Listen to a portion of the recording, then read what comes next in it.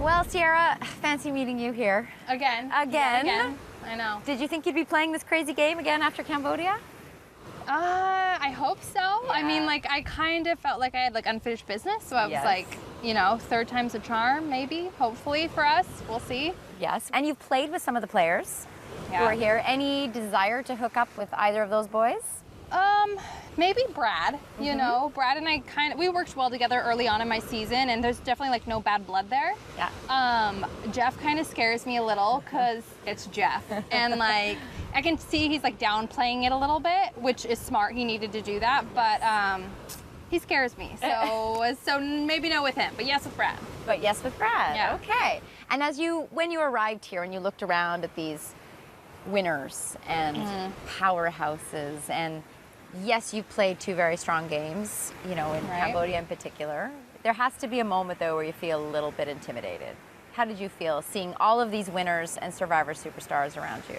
You know, surprisingly, I don't feel intimidated. I think that I've only played with returning players. So, like, my first season, I played with Tina Wesson, I played with Rupert, you know, I played with Aris. Like, I've been here, I've done this. Like, the winners don't intimidate me, I've been there. The strategic threats don't intimidate me. I've played with all these people, you know? Like, and so for me, it's just taking everything I've learned the past couple seasons and really trying to just focus all my energy onto this new experience and take what I've learned and hopefully, you know, I feel like I'm at my peak, you know? I feel like I've been climbing a mountain. Yeah. And I'm here, Yeah. and there's nowhere else to go but just to win it and take it home. In Cambodia, on Second Chance, you made a point quite a few times during the game that you just wanted people to play. Come on, guys, just play. I know. Do you think you're with a real team of players this time around?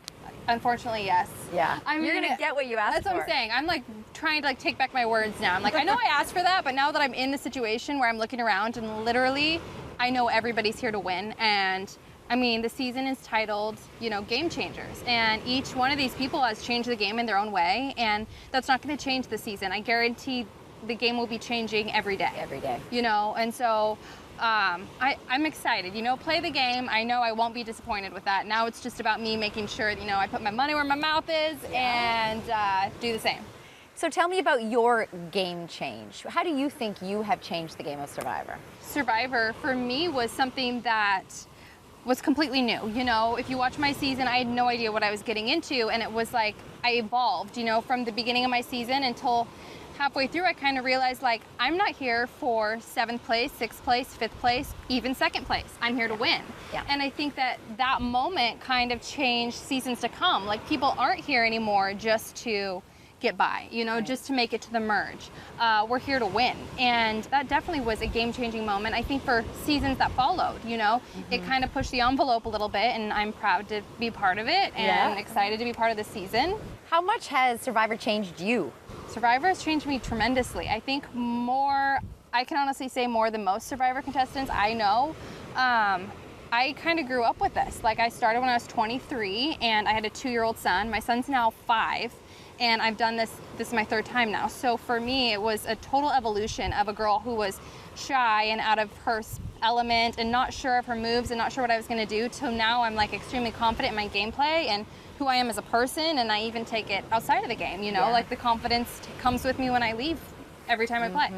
What does your son think at 5 years old now? Will he be able to watch the season? He has grown up watching Survivor. Like Landon, his name's Landon, he's 5, and he has his favorite players. He loves the challenges. He tries to give me like advice, which is so funny. He'll be like, I like him, I don't like her, do this. And I'm like, you're supposed to like the people I like and be on my team. And he's not always, but yeah, my whole family, I mean, you know, my mom was on it before I was on it. So it's like our family, this is our family. Like, this is the core of us. Survivor is, we watch it every week. I just need to bring home this win. It's that important to me. Like, forget the money. Well, don't forget it. I want it. But I really, really want the title. Like, I want to be able to go home and show my kids that, okay, I know I've done this 3 times, but I brought home the win. And my mom, hey, I know between the 2 of us, we've done this 5 times, but this is it. So. Okay, so how are you going to do it? What's your biggest strategy change? One of the biggest changes I'm making going into this game is I want to play the middle more. And I don't mean the middle in the sense where I want to be a floater, but I want to be that person that is like the pivotal point no matter where I turn. So I want to know that when one door closes, I have 7 more doors to run to. I think that in the past I made the mistake of focusing all my energy into one direction.